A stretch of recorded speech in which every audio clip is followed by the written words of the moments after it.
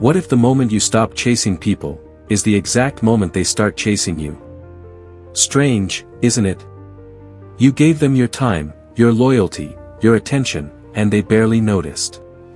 But the day you walked away, suddenly they called, suddenly they texted, suddenly they cared. Why? Why do people only realize your value after you've left? Before we uncover the brutal Stoic truth behind this, hit like, subscribe, and stay until the very end, because today's lesson might completely change the way you see relationships forever. Because if you've experienced this before, you know exactly how confusing it feels. When you stayed, nobody noticed. When you gave everything, nobody appreciated it. When you answered every call, every message, every request, it all became normal. They expected your kindness. They expected your loyalty. They expected you to always be there. But the moment you finally stepped away, everything changed. Suddenly they wanted to talk. Suddenly they remembered your value. Suddenly they missed your presence. And that's when the question starts haunting you.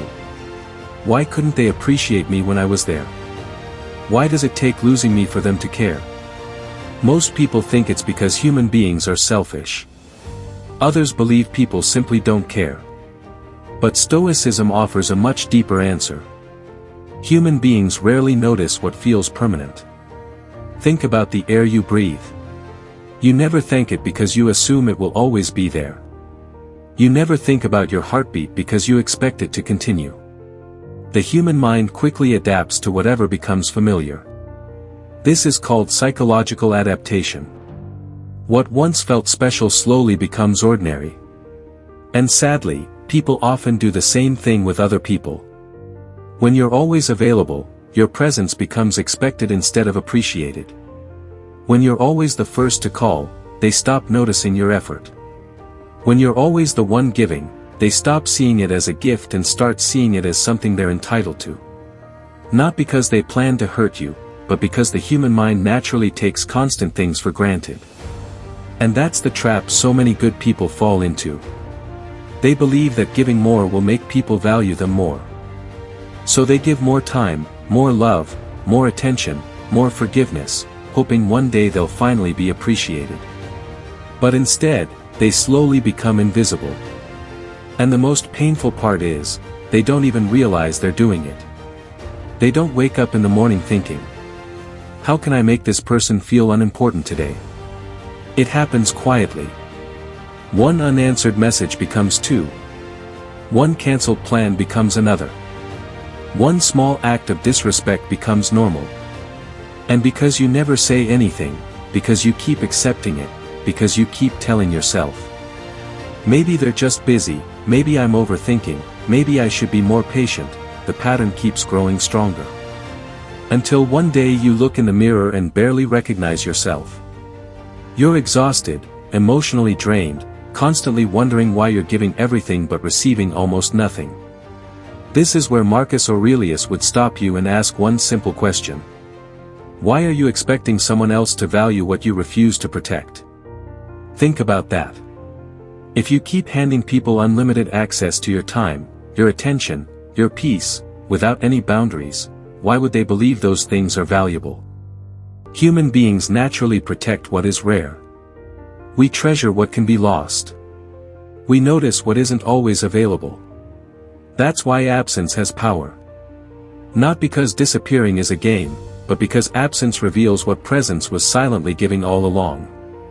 Suddenly they realize who always listened, who always supported them, who always showed up, who quietly made life easier. But by then, you're already gone. And that's why people often say, I didn't realize what I had until I lost it. Not because your value suddenly appeared, your value was always there.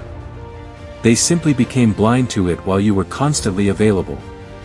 The Stoics would tell you something that most people spend their entire lives learning the hard way: your absence should never be a strategy, it should be a consequence.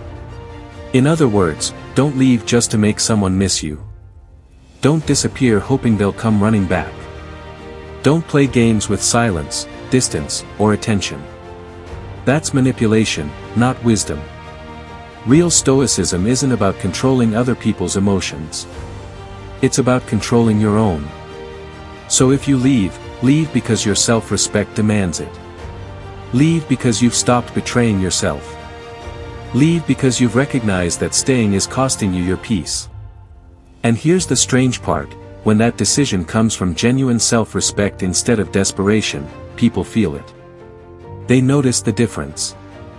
They can tell when you're walking away to punish them, and they can tell when you're walking away because you've finally chosen yourself. One creates drama. The other creates respect. Now, does that mean everyone will suddenly come back? No. Some won't. Some will let you leave. Some will replace you. Some will never apologize. And that's exactly why your healing cannot depend on their reaction. Imagine spending months waiting for someone to realize your worth, only to discover they never do. Does that mean you had no value? Of course not. It only means they lacked the ability, or the willingness, to recognize it. A diamond doesn't become worthless because someone mistakes it for a rock. Its value never changed. The observer did. Stop measuring yourself by the people who couldn't see you clearly. This is where Marcus Aurelius gives us one of the most practical lessons of all. He reminds us that your character is your responsibility, never someone else's opinion. You cannot force appreciation. You cannot force gratitude. You cannot force loyalty. But you can become the kind of person who never abandons their own principles. That is real strength. Every morning ask yourself, am I respecting myself today? Not.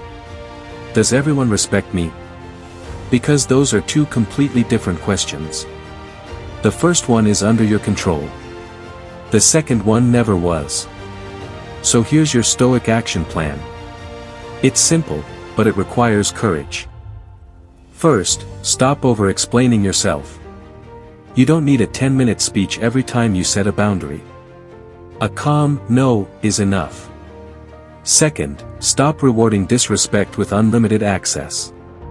If someone repeatedly ignores your time, your kindness, or your effort, don't argue. Adjust your availability. Your actions will always speak louder than your complaints. Third, invest in your own life. Build your body. Build your mind. Build your purpose. Build your discipline. The stronger your own life becomes, the less you'll depend on other people to make you feel valuable.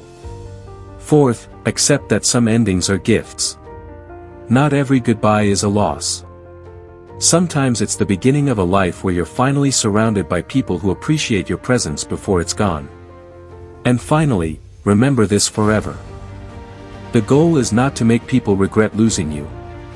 The goal is to become someone who no longer regrets losing people who never truly valued them. That's the Stoic victory. Because once you understand your worth, you stop chasing. You stop begging.